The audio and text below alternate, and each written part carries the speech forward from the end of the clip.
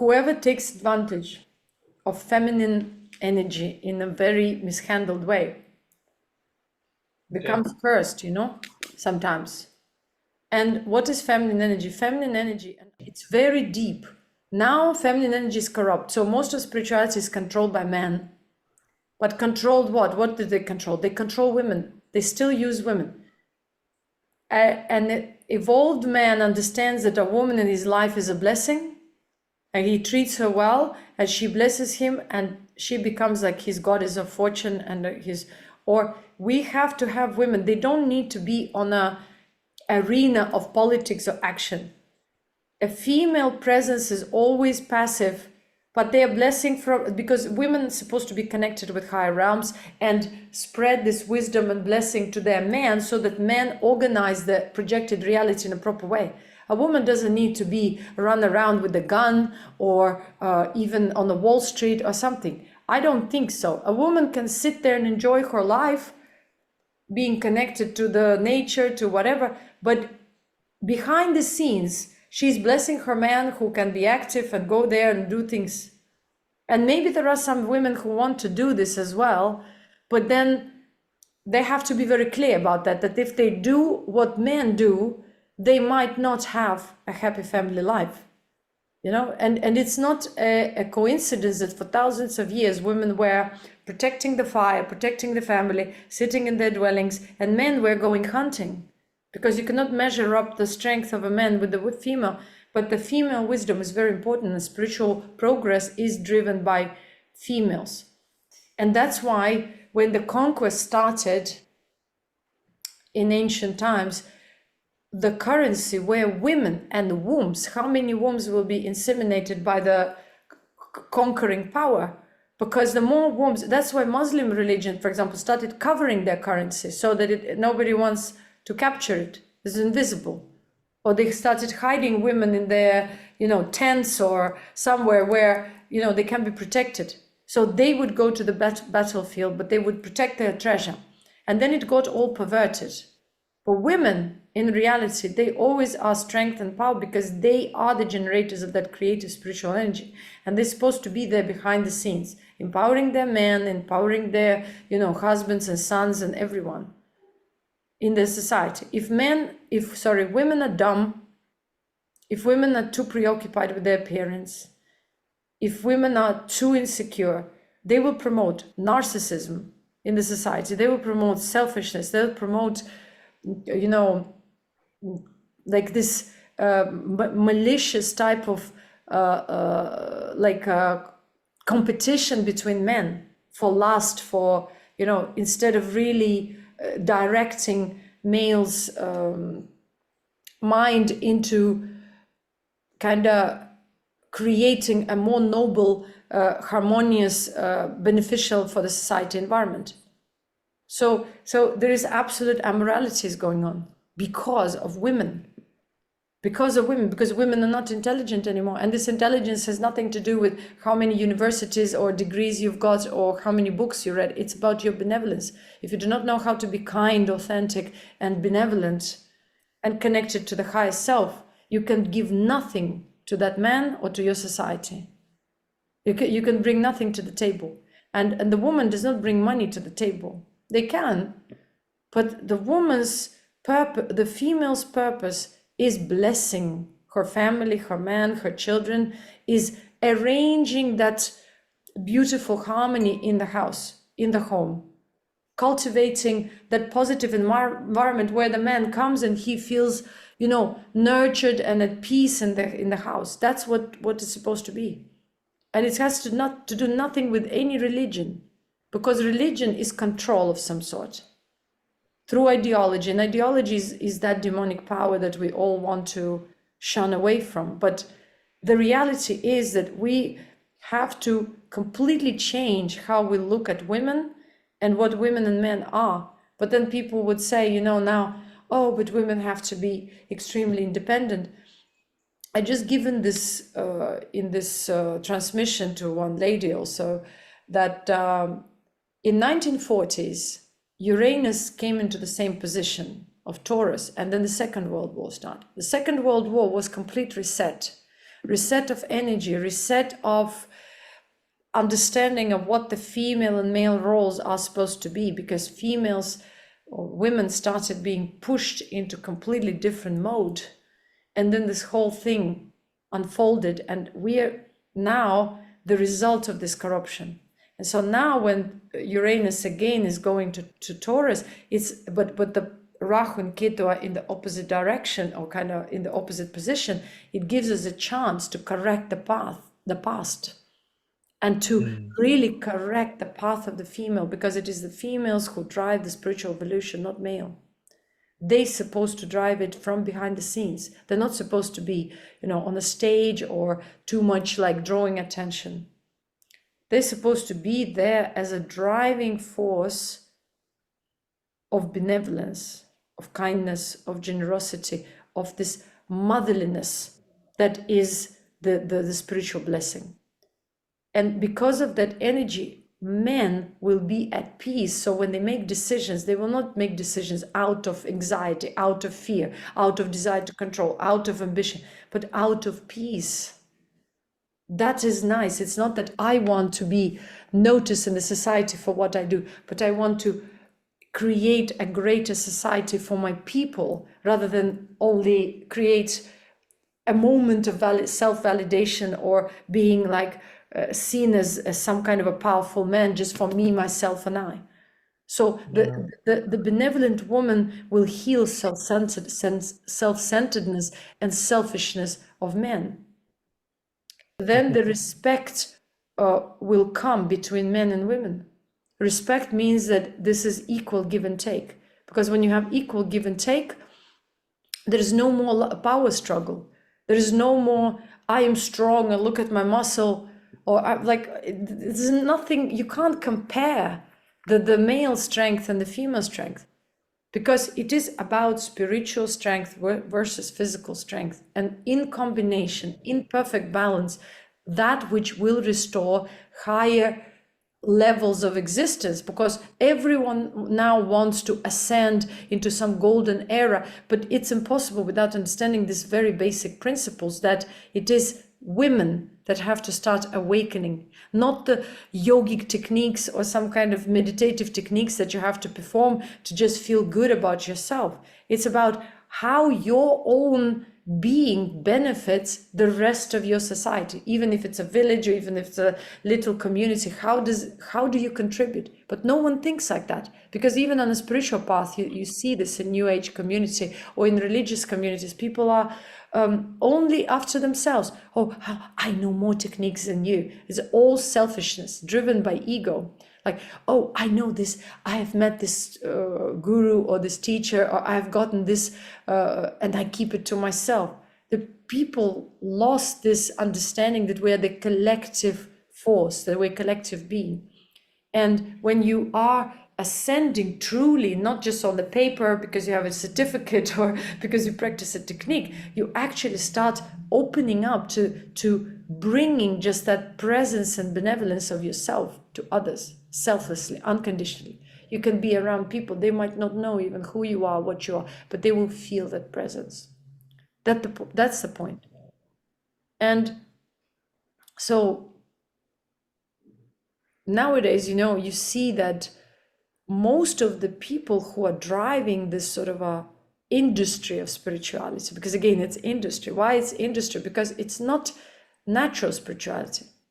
It's not driven by just the presence of highly evolved women and so highly evolved men. It's driven by ambition. It's driven by selfishness. It's driven by some sort of a competition. Oh, one said one word. Okay, this sells. I'll use this word. So it has nothing to do with real spirituality. Or somebody is like, okay, let me do things differently. Maybe I'm a quirky weirdo that will now get millions of views on Instagram.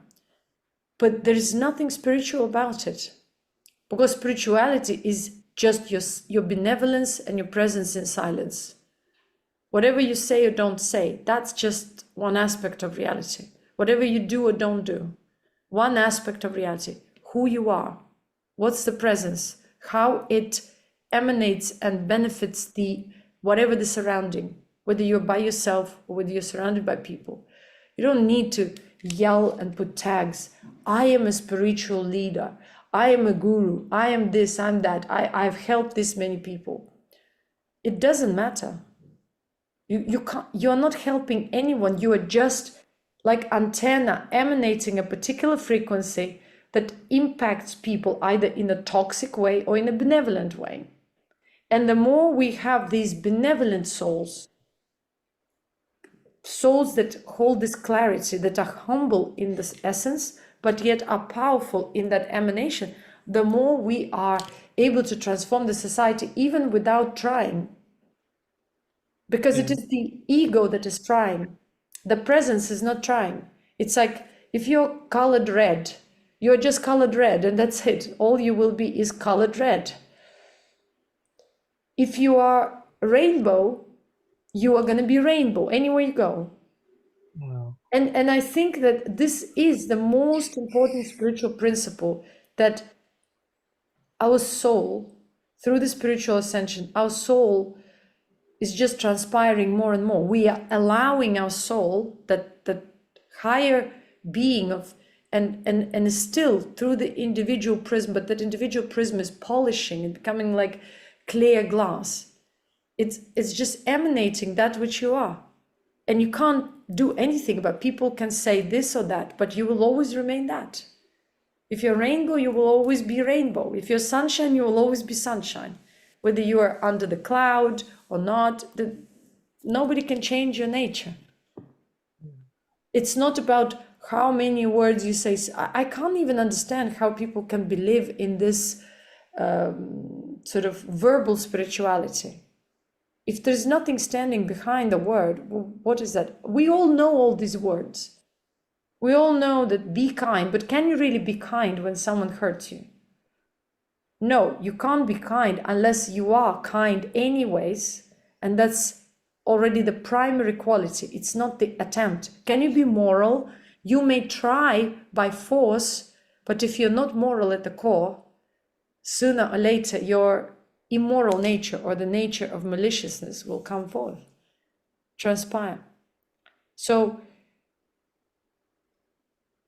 my only belief is that the moment people, understand the difference between the presence and the action, or the action which is coming out of the presence, this is the moment when people will tell the real spirituality, which is just a natural vibration from something that is just controlled, imposed, put a tag on, sold. If we cannot see our own depth, we see only that, or we see others to that degree, we see ourselves. So if all we focus on is the ambitious element within ourselves, we are not in our soul element. We don't even know that level. So we can never recognize the soul of the other person. The deeper you perceive yourself, the deeper you see others. And you see, let's say, if you read that book that is transmitted, you see beyond words. You just fall back into meditative. You look at these people, you see through their falsehood. They can use beautiful words. They can offer hundreds of techniques, but if they're not that, there will be instant gap which you will see between what they convey and who they are. And when you see someone who is integrated, it will be clear to you too. Yeah. But that's why, for instance, in the Bible, in some other scriptures, it's written, if you have eyes to see, you will see. If you don't have these eyes, it means the sixth sense or the intuition, intuitive knowledge, perception to see. That's why when people look at someone's body, and if all they know about themselves is body or emotions and body, that's all they will see. And from that perception, judgment arises. And that's why also you can see in scriptures why all our former, a little bit of all beings said that abstain from judgment. Abstaining from judgment means elevate yourself in perception, to the level where you perceive frequency, where the mental frequency is not interfering with just the higher overall generic or objective perception, which is spiritual perception. You know? So, and when you are the truth, there is no mental perception. There is just expression of the truth from so-called heart or soul. The level of mental and emotional is dissolved, or you may say surrendered into the higher being. And then the higher being transpires through the words, and these words become transmissions of that higher state of being, of that benevolence without a tag, what that actually even is. Because when we say the word blessing or benevolent, it is just a word, but there is a frequency, there is a signature to that. It's like some beings chose to call higher existence by name, like for example Allah or Isha or Ishvara or anything like that, Bhagwan, Om, anything. So it's like the moment they did that, they narrowed down that frequency to a particular, yes, it can still be high frequency, but it's one of the, it's like you choose to call the sun purple color, or you choose to call the sun green color, but the sun, the solar ray, contains all of them. And that's why the truth is perceived in silence. Before the word comes, the word is creation, the word is narrowing down, the word is putting something, channeling something into something. But when you still remain in that open state like a flower, you perceive the sun ray without differentiation. That is the truth. That's where the truth is perceived beyond words. Sometimes we can emanate the truth through the words, and then the word will be kind of melting there or being in between, but you will still perceive the truth. You'll perceive the sun in a kind of mode of the truth, and also seeing how it disperses at the same time. So you will come out of multiplicity into more like a dual perception. And then when you are silent, it's just the truth. But the word is very powerful. That's where we see again in all the scriptures the importance of using this tool consciously, because creation is through vibration. The moment something is uttered, and again, we think it's only verbal, you can create ultrasound through thoughts, through emotions, and then through the physical word. You can impregnate your physical word with thoughts and emotions. And these are all different levels of creative power and creative execution of that power. But the source is always in silence. Then this silence goes into an abstract, almost like an idea, right? Like we call it idea. It's like or some people may call it inspiration.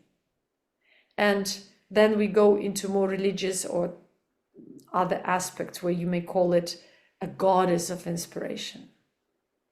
For example, you just received some sounds in your head and then you write a music. So this is the creative process of how we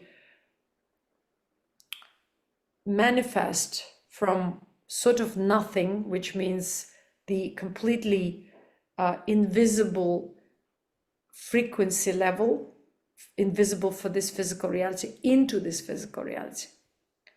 It's first peace, silence,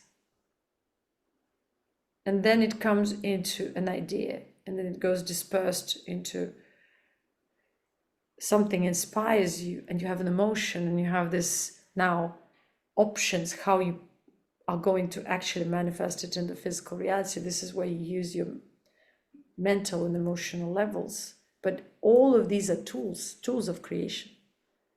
And when people become aware of that, they become very conscious about actually what they deliver as end result in terms of words, in terms of even transmissions, because when they look at someone, they will be very cautious to have negative thoughts directed to other people if they don't want to be a part of that low frequency realm where these negative thoughts are possibly coming back to them from the same source or elsewhere. They'll be very cautious whom they want to compete with, whom they want to dominate or control, whom they direct that fear or that anger towards. Because you never know whom you can come across. At some point, you just got away with that. But at this point, maybe you come across something more powerful and it goes right back. So that's why the creation itself balances itself out. Whenever we tend to go to extremes, stay in an imbalanced state, creation itself teaches us, and we are like, oh, suddenly I'm suffering. Why? Because you didn't notice how you created consciously, unconsciously this imbalance, and now life is putting you in a circumstance, and this circumstance is your natural emanation so that you can reflect it and try to change, right? Oh, when we look at people with suddenly these curses, whether it's a relationship curse or any, but especially curses which manifest very quickly through the physical flesh, through any kind of sudden losses, something like that. It's because these people were taking, the ancestors were taking, and no one felt accountable. No one was considerate over anyone else. Someone maybe caused poverty to someone. And now, suddenly they all are dying from cancer or heart attack or something like that. Because it's not that the higher power is, a punishing force or it is something malicious. It's because all it knows is balance. The moment it starts rocking something, any aspect starts rocking within the creation, it's but the law within this creation that will start putting the other type of force there to create balance. For example, if someone took someone's property or land and caused them maybe the situation of homelessness, starvation, cold. Now, maybe now their ancestors and their people, their bloodlines will start dying from, if not having sudden losses and loss of wealth, they'll start dying from maybe pancreatic cancer, some kind of a stomach cancer, liver cancer. Or they will start having some other type of situations. It all depends on how it has been played out through the game of life, you may say, through this theatrical show. But no one is ever punished. It's all just when we say that, for example, the energy of justice is the conscious power where someone is wrong, they feel that they are wronged, they feel that something they worked for, they put the effort, and something was unjustly taken away from them. Especially if they allow it to be taken, they will be given elsewhere. But if people fight for this, if people do not live in a surrendered state, but continue vengeance, continue fight, everyone will be suffering in the process, both sides. Because of this imbalance, because of reactions. Okay, if someone wronged you, allow it, let go, and let the natural forces of creation work it out for you. But if you start acting like God yourself, like a sort of trying to be in control, being vengeful, plotting against that person, the punishment, meaning the force of balance, will be even stronger, trying to push you to the periphery. Do not interfere. If you do not see that, you cannot read it, it will come even stronger. So even though you were wrong, let's say, or you think so from the start, because you started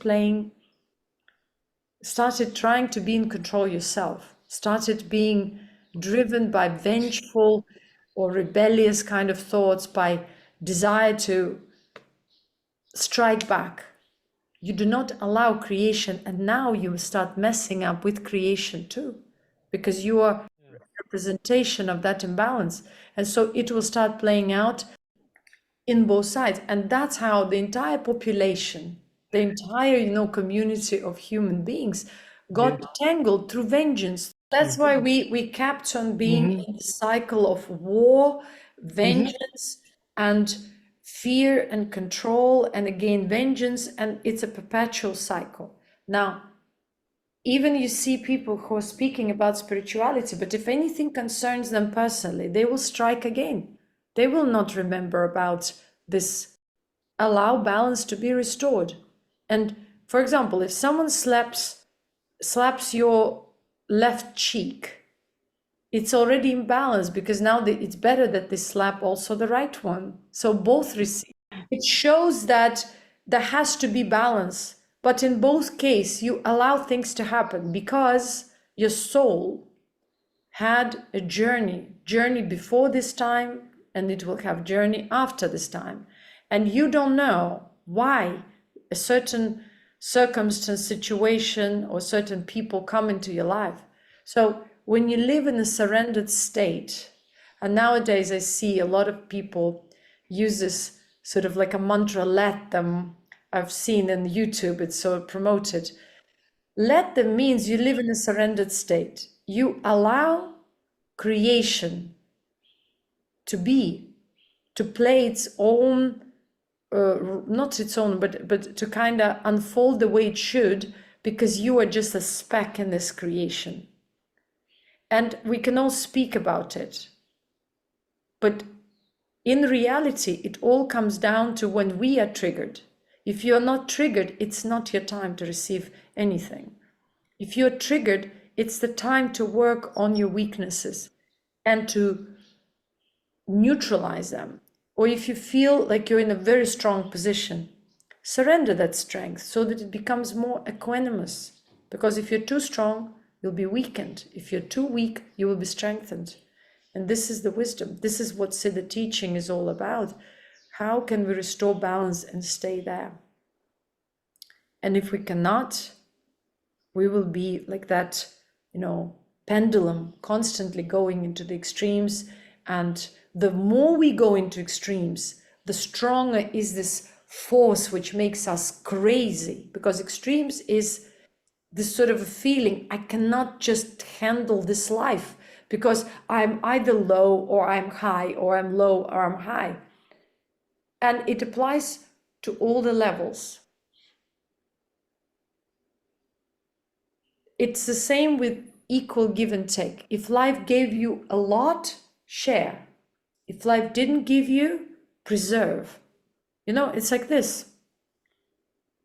Not going to, oh, life gives me more, I want even more, because then you create the situation where at some point you'll start losing, because it's maybe too much, or it's beyond your capacity to handle or to control or to, So the same applies to emotions, to emotional reality. It's whichever level, it's the same principle, the same law, whether it's emotional, mental level. If you give too much to people, they'll definitely take, but then you will feel like you're at loss, but at some point you will regain it. And life will push you to learn to balance out. It will take away maybe people who were only taking, so that you can actually understand that you should also be open to receiving. There are lots of people nowadays who are very giving, and there are also a lot of people, even maybe more, who are only takers.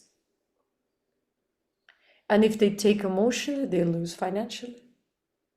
If they take mentally, they lose health-wise sometimes. So this way life teaches you. It's not about any level. Sometimes you take emotionally, give emotionally back, or give at least materially back, or something has to, because it's not about levels, because creation doesn't look at things the way human mind looks, because human mind divides and disperses. Creation is trying to always balance it out on whichever level, because it's all just one existence. But we as humans differentiate it. And so for human being, it can play out as, oh, I'm receiving on the emotional level, I'm losing on the physical, I'm losing on the emotional, I'm receiving on the physical. But in reality, it's just all about the balance and making you feel equanimous, so that you can actually be more in tune with the high existence. It's always about where your focus lies.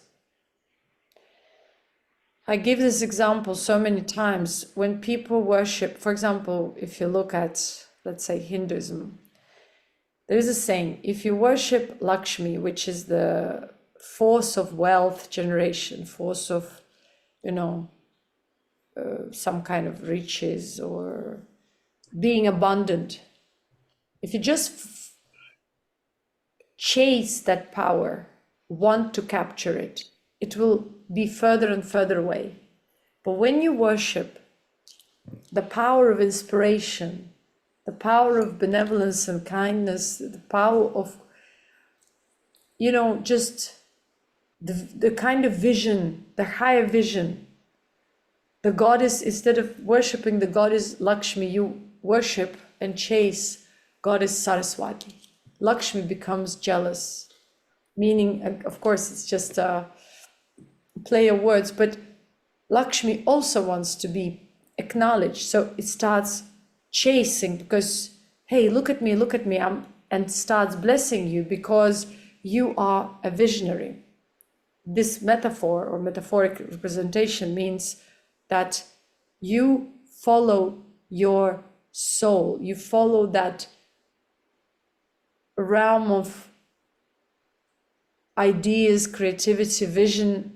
You're driven by higher vision. You're not driven by how much that vision is going to give me, but you're driven by higher purpose. And when you're driven by higher purpose, you don't need to be worried about the material realm, because it will come by default. The same applies to desire of, having some kind of spiritual powers. Personally, I could never understand that, because I don't need anything in that regard. The less you want power, the less you want to control, actually, the more control you acquire. Meaning that your words, your presence becomes more and more powerful. Not because you want it, but because you are just staying in your own element without trying to use anything, any creative power for, altering anything in this reality. The more you use that power, even if it's at first a kind of a little power, the more you try to affect creation, the more you try to interfere with the natural flow, the more you disempower yourself at the end, because you reduce yourself from a being of creation to the magician, to a warlock, to some kind of an entity who assumes some kind of a position or tries to acquire a position. So then you become a clown of this creation and pushed to the periphery sooner than later.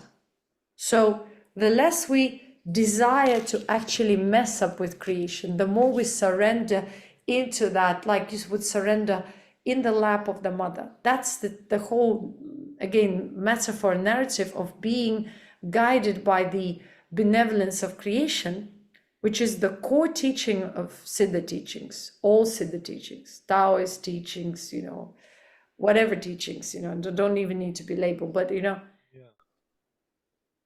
At the core is, I know that I am a speck in this creation. And because I live in surrendered state, I live tuned to the abundance, to the benevolence. And all I can do is surrender to my soul purpose. And when I surrender to my soul purpose, I remain in my element. To remain in your element means to remain aligned in yoga, attuned at all times to the higher being, but also that higher being starts transpiring through all the other levels, right?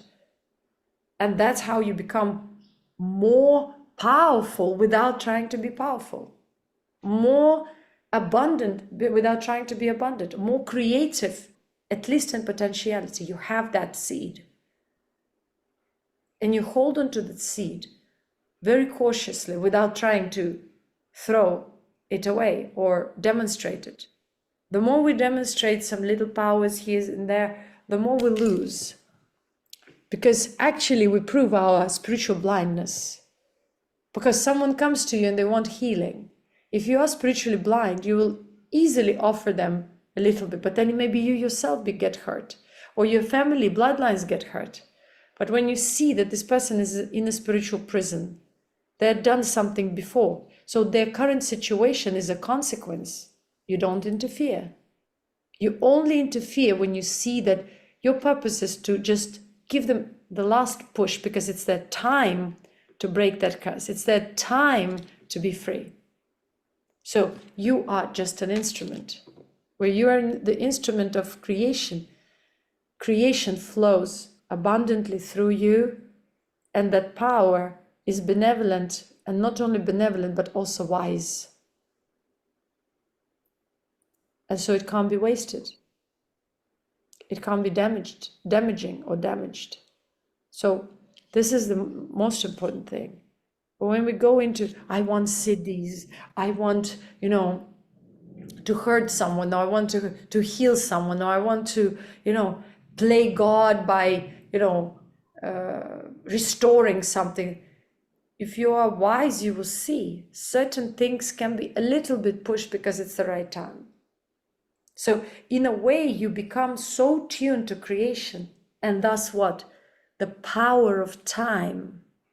So you go beyond the lower frequency timelines.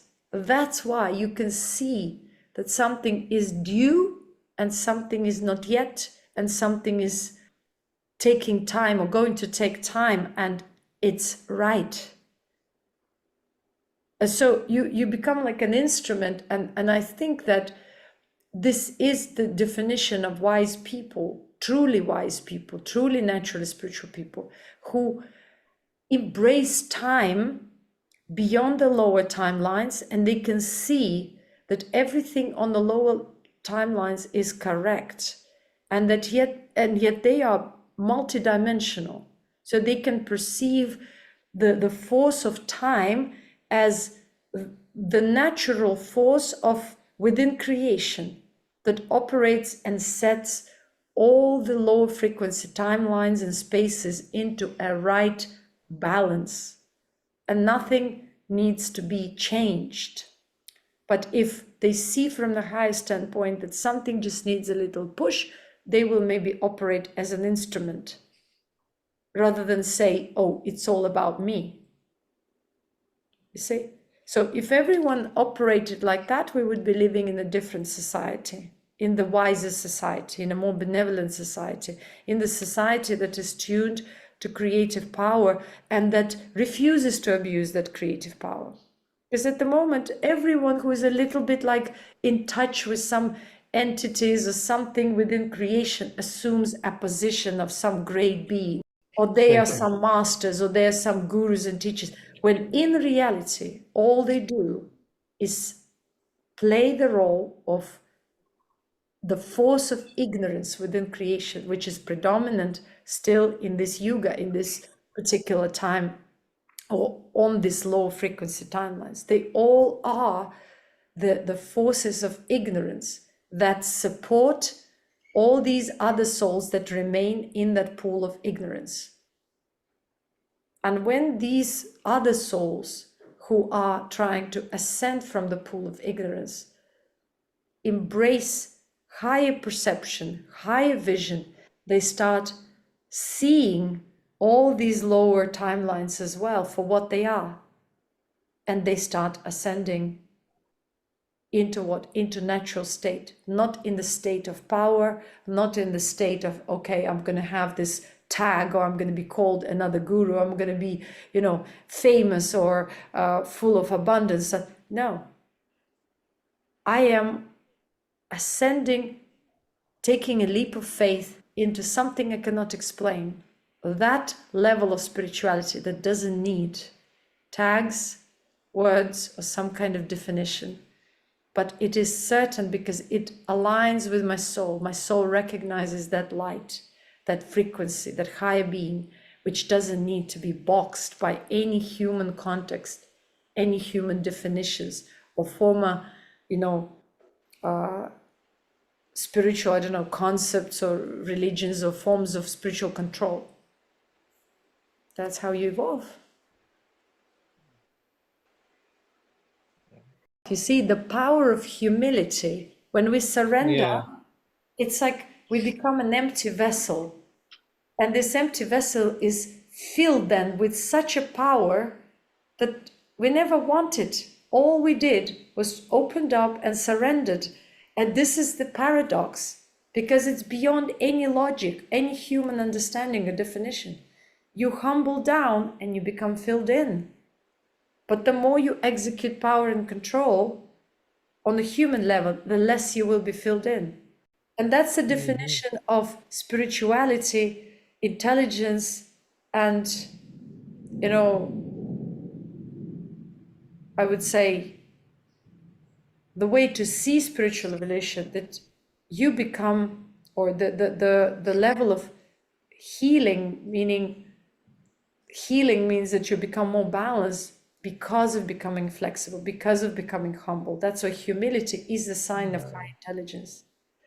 Natural meditative absorption or meditative state is when you are in that open state without definition, without trying to grab anyone, acquire anything, do anything or not do.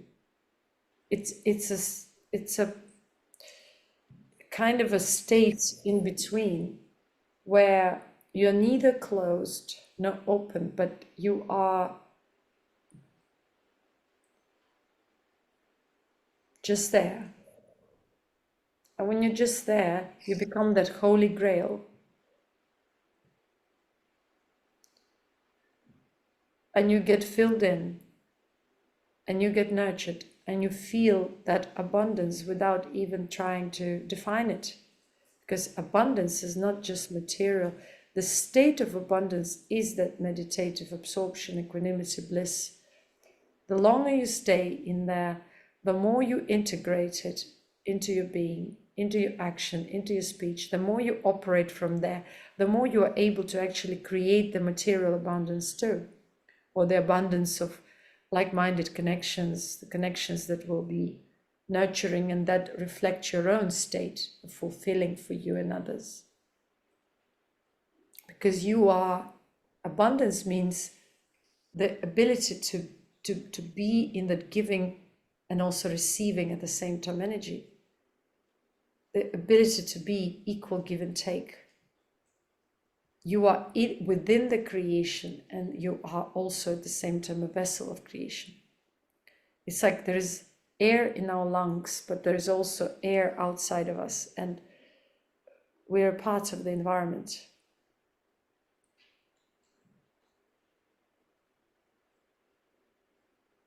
And now your third eye is active. And now you're able to be in that blissful state, in that absorption. Your throat is active, your heart is active, the frequency of love, the frequency of benevolence, the frequency of kindness and being, regardless of the external circumstances. So absorption itself is healing. And sometimes if you have this certain negative experiences after the absorption, it means that this higher frequency just pushed something from the lower levels upward so that it can be addressed and released with consciousness or consciously.